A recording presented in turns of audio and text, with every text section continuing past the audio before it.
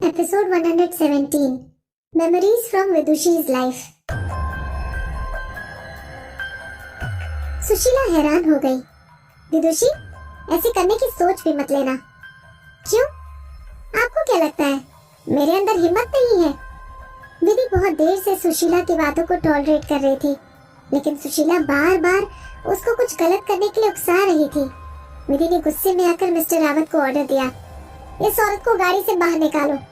Mister Rawat ने विधि का order माना और अपनी जगह से उतरकर सुशीला का गेट खोलकर बोला, प्लीज आप बाहर आ जाइए। सुशीला ने मिस्टर रावत के चेहरे पर सीरियस लुक देखा और उसे तब समझ में आया कि सिचुएशन अब उसके हाथ से बाहर निकल चुकी है। वो गाड़ी की सीट को टाइट से पकड़कर बोली, मैं गाड़ी से नहीं उतरने वाली। जहाँ पर मिस्टर रावत ने गाड़ी को रोका हुआ था, वहाँ से आसपास कोई बस स्टॉप या टैक्सी स्टैंड कुछ दिखाई नहीं दे रहा था। अगर सुशीला यहाँ उतर जाती तो उसको वापस जाने के लिए यहाँ से कुछ नहीं मिलता। दिलीप ने सिचुएशन संभालने की कोशिश की। विदुषी, सुशीला आंटी ने तुमसे कुछ गलत बोल दिया है तो तुम उनकी बात को दिल पर मत लो। अपने ड्राइवर अंकल को ड्राइविंग कंटिन्यू करने को बोलो। वैसे भी हम तुम्हारी दादी के बर्थडे सेलिब्रेशन में लेट नहीं होना चाहते। विधि ने सुशीला को घूर कर देखा।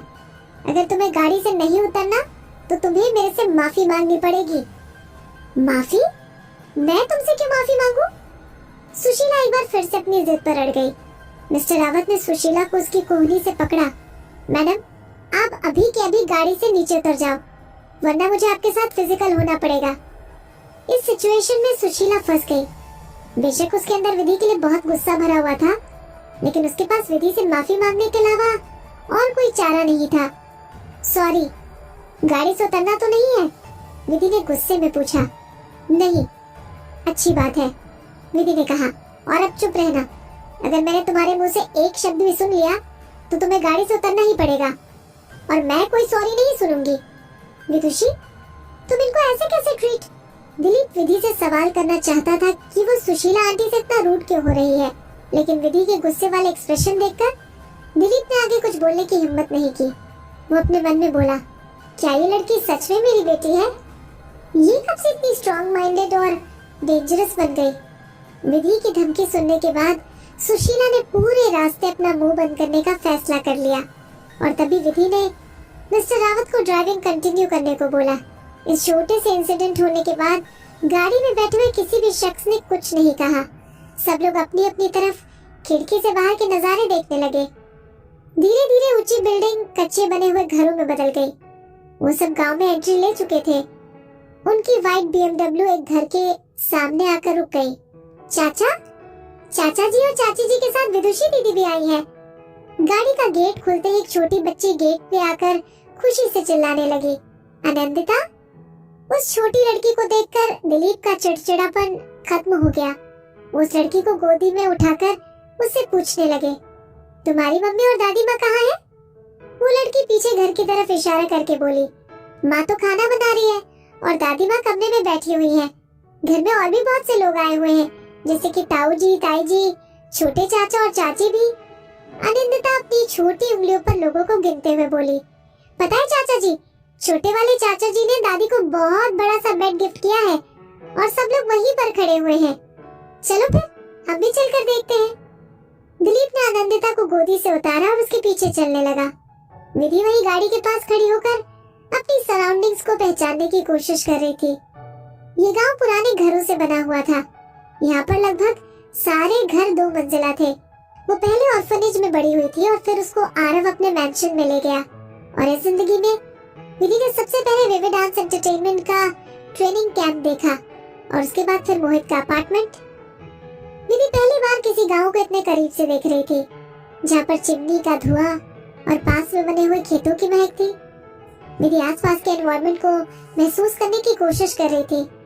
तभी दिलीप ने आनंदिता के घर के बाहर से घुसने से पहले उसे आवाज लगाई, विदुषी, तुम भी हमारे साथ अंदर आ जाओ, मैं तुम्हें दादी से मिलवाता हूँ। दिलीप अपने गांव आकर बहुत खुश हो गया और गाड़ी में जो कुछ भी हुआ उसे पूरी तरह से भूल चुका था। विधि घर की तरफ जाने लगी।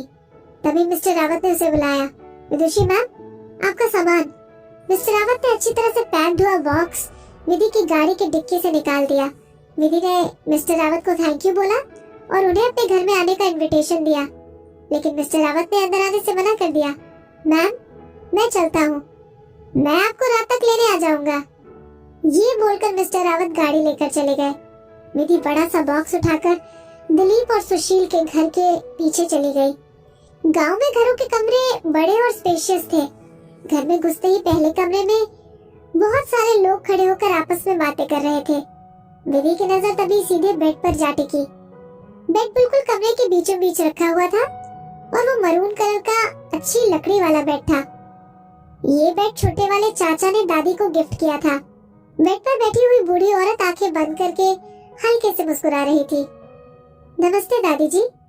विधि ने सारे लोगों को इग्नोर करते हुए दादी से नमस्ते बोला। वो अपने नमस्ते बोलने के तरीके से हैरान रह गई। जिस तरह उसने दादी जी से नमस्ते कहा वो बिल्कुल नॉर्मल था, जैसे वो बचपन से बोलती आ रही हो। दादी ने विधि की आवाज सुनी और अपनी जगह बैठे हुए बोली, विदुषी, मेरी विधु। विदुषी की दादी अंधी हो चुकी थी, इसीलिए वो अपने दोनों हाथ ऊपर करके विदुषी को अपने पास बुलाने लगी। विदुषी, क्या तुम आ गई? आओ अपनी दादी के पास आओ।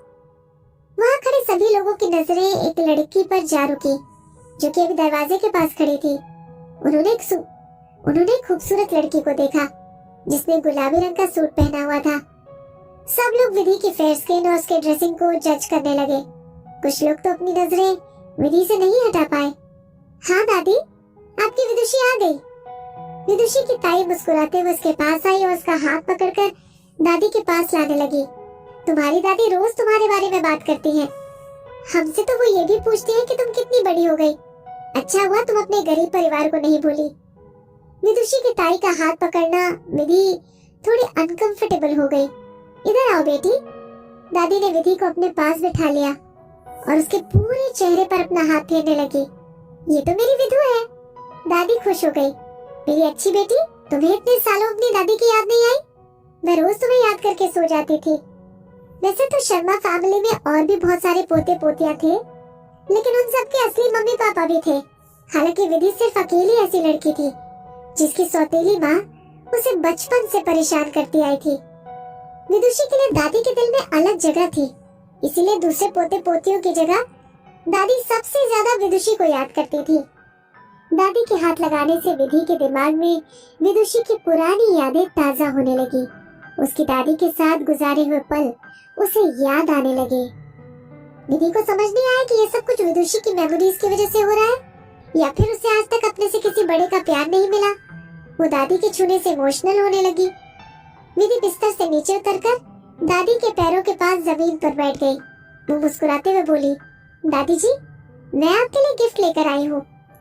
विधि के मुंह से गिफ्ट सुनते ही सब लोगों के कान खड़े हो गए। विदुषी, मैंने सुना है कि तुम अब बड़ी स्टार बन गई हो। हम सब देखना चाहते हैं कि तुम दादी के लिए क्या लाई हो। तुम्हारे चाचा ने तो दादी को बेड गिफ्ट किया है। तुम्हारा गिफ्ट उनके गिफ्ट से भी महंगा होगा, है ना?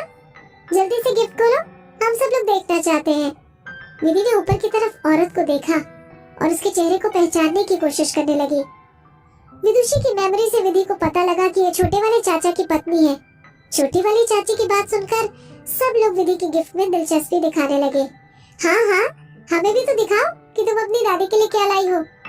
मैं ऐसा कुछ महंगा गिफ्ट लेकर नहीं आई हूँ, विधि ने कहा। छोटी वाली चाची के चेहरे पर महंगी गिफ्ट को लेकर जीतने की खुशी दिखने लगी। हालांकि वो ताना मारते हुए विधि से बोली, तुम्हारी मम्मी ने तो हमें बताया था कि तुम बहुत महंगा गिफ्ट लेकर आने वाली हो। हमें तो लगा कि तुम हमारे गिफ्ट से भी महंगा गिफ्ट दोगी। छोटी वाली चाची छुपकर हंसने लगी।